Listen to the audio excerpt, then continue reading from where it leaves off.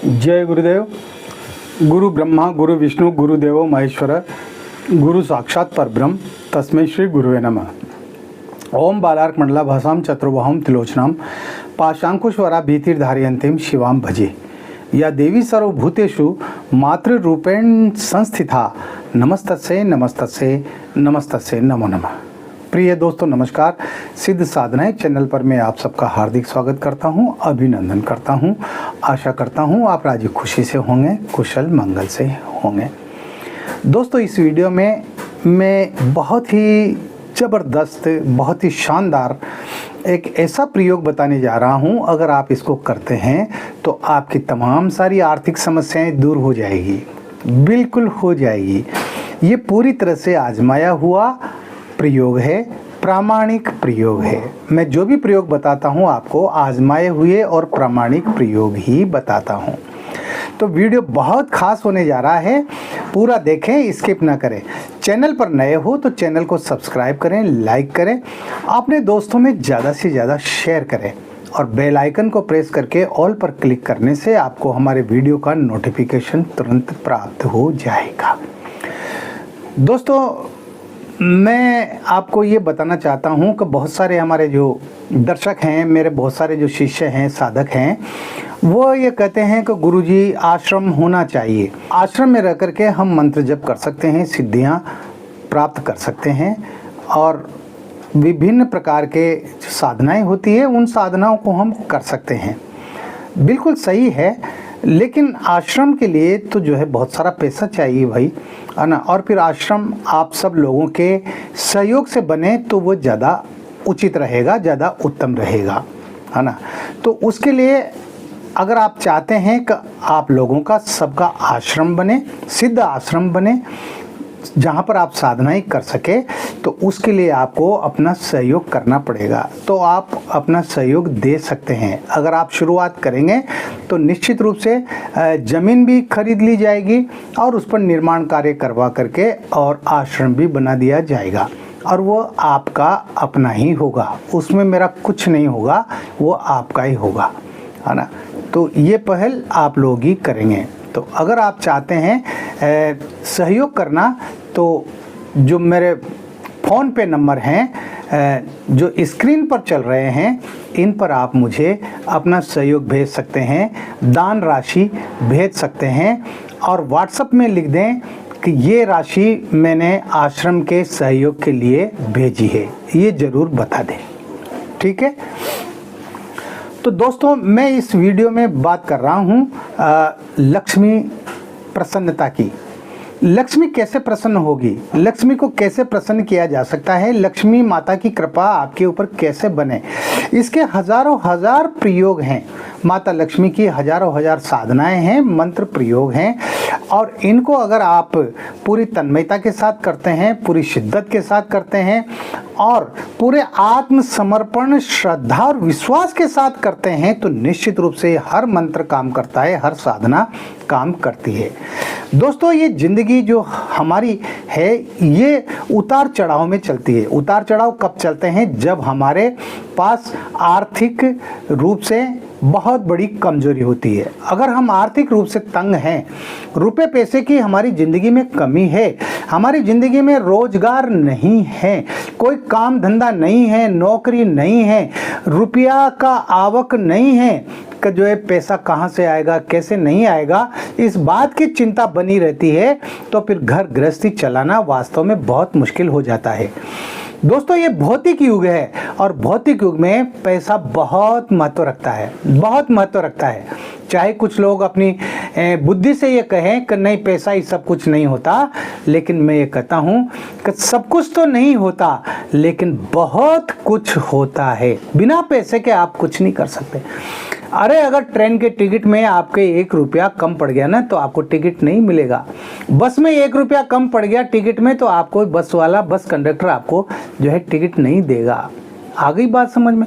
एक एक पैसे का बहुत महत्व है। और फिर हमारी ज़िंदगी में कई सारे खर्चे होते हैं, विभिन्न प्रकार की हमारी जिम्मेदारियां होती है, हमारे परिवार के प्रति हमारी जिम्मेदारी होती है, समाज के प्रति हमारी जिम्मेदारी होती है, और हमारे जो रिश्ते नातेदार हैं उनके प्रति भी हमारी जिम्मेदारियां होती है, और इन जिम्मेदारियों से हम बच नहीं सकते।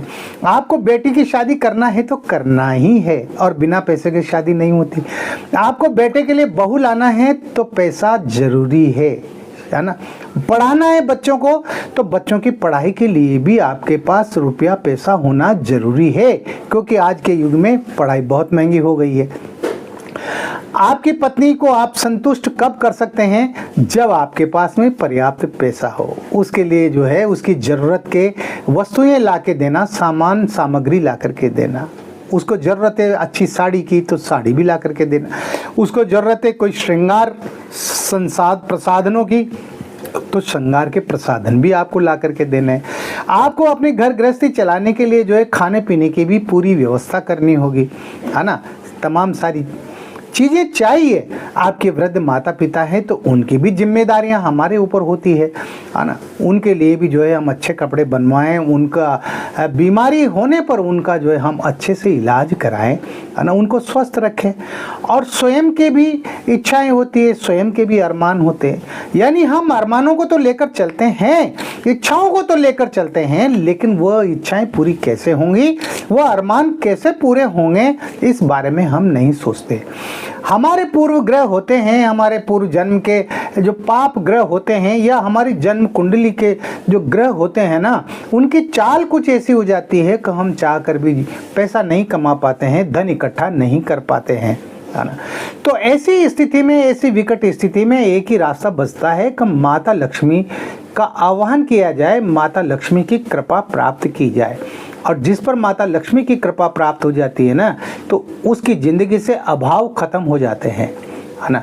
और माता लक्ष्मी की कृपा मंदिरों में जा कर के और वहाँ पर जो है दंडवत प्रणाम करने से नहीं होती, है ना। मंदिरों में ढोक देने से लक्ष्मी की प्राप्ति नहीं होती है। मैं विरोध नहीं कर रहा हूँ, मैं सच कह रहा हूँ। अरे मंदिरों को तो हमारे जो है बड़े बूढ़े, हमारी कई सारी पीढ़ियाँ जो है ढोकती हुई आ रही है ना। दीपावली पर हमारी कई पीढ़ियाँ जो है लक्ष्मी की पूजा करती हुई आ रही है, लेकिन फिर भी लक्ष्मी प्रसन्न नहीं हो रही। मैंने पहले की वीडियो में भी आपको बताया है, किसी भी देवी देवता को आप प्रसन्न करना चाहते हैं तो उनके मंत्र हैं, और उन मंत्रों से जब आप जप करेंगे उनके, तो उनकी कृपा बरसने लगती है, निश्चित रूप से बरसने लगती है। और जब उनकी कृपा हो जाती है ना, तो फिर धन का अभाव खत्म हो जाता है, आर्थिक परेशानियां खत्म हो जाती है। और इसके लिए तो माँ लक्ष्मी की कृपा जरूरी है। अगर आपको धन चाहिए, पैसा चाहिए, तो माता लक्ष्मी की कृपा के बिना कुछ हो ही नहीं सकता।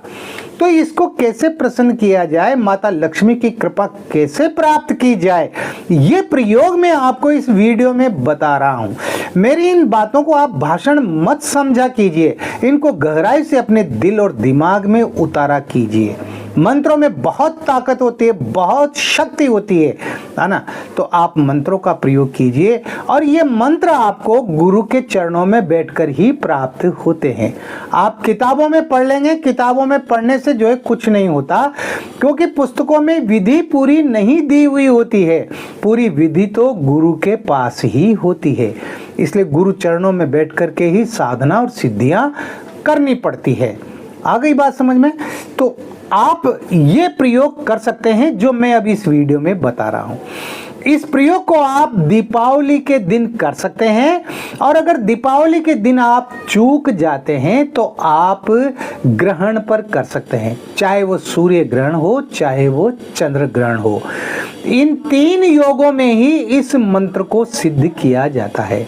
इसके लिए आपको क्या करना पड़ेगा, दीपावली पर आप कर रहे हैं इस प्रयोग को, तो दीपावली की रात्रि को आप ठीक 11 बजे, रात्रि को 11 बजे स्नान करके लाल आसन बिछाकर और आप बैठ जाएं।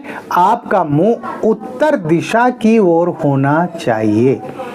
सामने बाजोट लगाएं, चौकी, लकड़ी की चौकी, उस पर लाल वस्त्र बिछाएं। उस पर आप अपने गुरुजी का चित्र रखें, या गुरुजी नहीं आपके कोई, आपने गुरु दीक्षा नहीं ले रखी है, तो आप भगवान शंकर का चित्र रखें।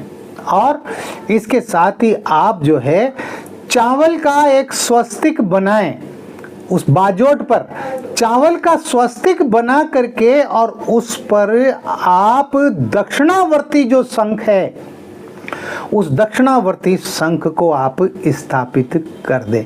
आपके पास प्राण प्रतिष्ठित कमल गट्टे की माला होना चाहिए, या तो आप जो है शंख माला भी इस्तेमाल कर सकते हैं या कमल गट्टे की माला आप प्रयोग में ला सकते हैं। दक्षिणावर्ती शंख भी प्राण प्रतिष्ठित होना चाहिए लक्ष्मी बीज मंत्रों से। आपको केसर का तिलक लगाना है, तो केसर घोल करके रखें आप अक्षत रखें, पुष्प रखें, धूप दीप अगरबत्ती घी का दीपक आपको जलाना है। तो सबसे पहले आप अपने गुरु जी का पूजन करें। गुरु पूजन करने के बाद में पंचोपचार पूजन करना है। गुरु पूजन करने के बाद आपको दक्षिणावर्ती शंख का पूजन करना है। उसके बाद आपको माला का पूजन करना है। स्नान कराएं, अक्षत चढ़ाएं, पुष्प चढ़ाएं और केसर का तिलक लगाएं और आप इत्र भी लगाएं। शंख को, माला को, अपने गुरु जी को इत्र भी लगाएं, है ना। ये सब करने के बाद में आपको कोई आसन बांधने की जरूरत नहीं है, 10 दिशाएं बांधने की आपको जरूरत नहीं है, आपको रक्षा मंत्र का प्रयोग करने की आवश्यकता नहीं है। आपको सिर्फ एक माला अपने गुरु मंत्र की करना है। तो जो भी आपके गुरु हों, यदि आपके गुरु डॉक्टर नारायण दत्त श्री माली जी हैं तो ओम परम तत्वाय नारायणाय गुरुभ्यो नमः इस मंत्र की आप एक माला करें। उसके बाद आप जो है जो कमल गट्टे की माला है, उस कमल गट्टे की माला से जो मैं मंत्र बता रहा हूं, इस मंत्र की आपको 11 माला मंत्र जप करना है, सिर्फ 11 माला। ये एक ही रात का प्रयोग है, इसको जो है 3 दिन 5 दिन 11 दिन 21 दिन नहीं करना है।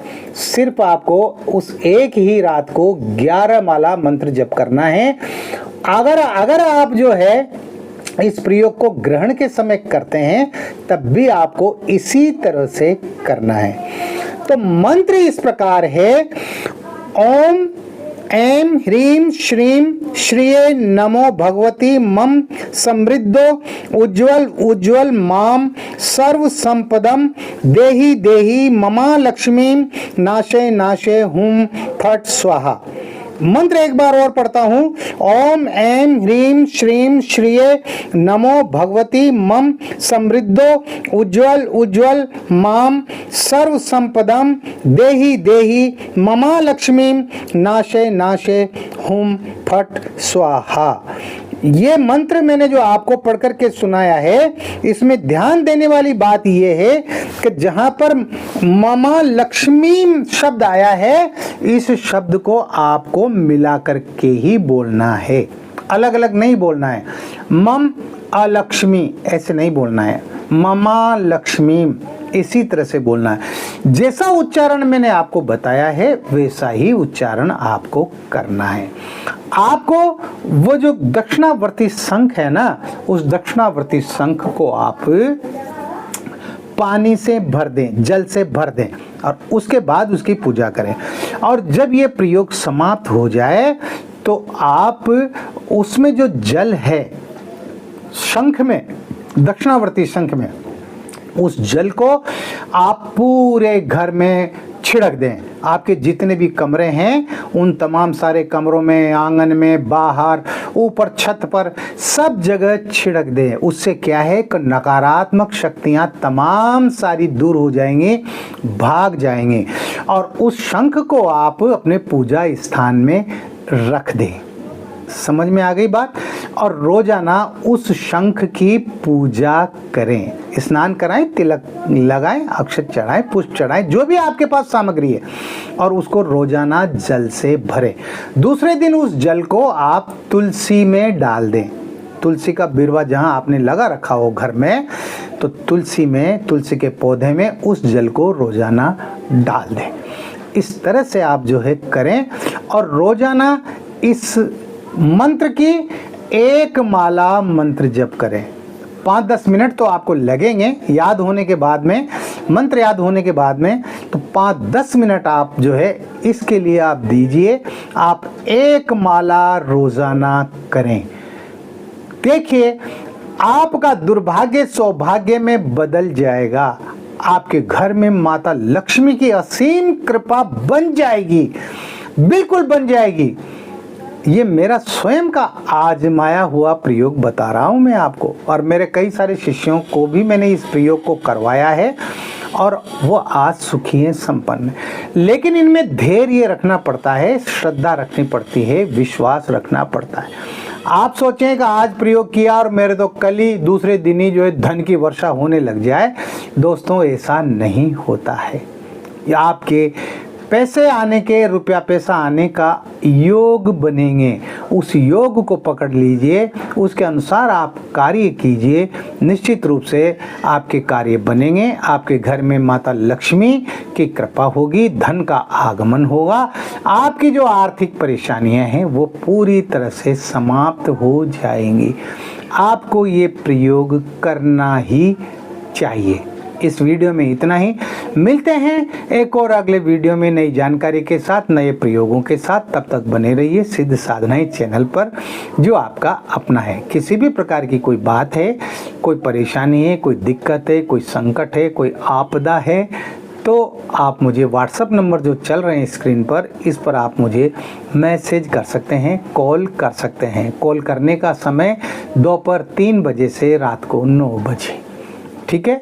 और एक बार ही कॉल करें, बार बार कॉल करके परेशान न करें, क्योंकि जब मुझे समय मिलता है मैं आपके कॉल का जवाब जरूर देता हूं, मैं रिटर्न कॉल करता हूं। इसलिए आप परेशान न हो, आप मैसेज लिख दें व्हाट्सएप पर, जब भी मुझे समय मिलता है मैं मैसेज का जवाब जरूर देता हूं। इस तरह से आप इन प्रयोगों को कीजिए, इन साधनाओं को कीजिए। आप खुश रहें, प्रसन्न रहें, हंसते रहें, मुस्कुराते रहें। जय गुरुदेव।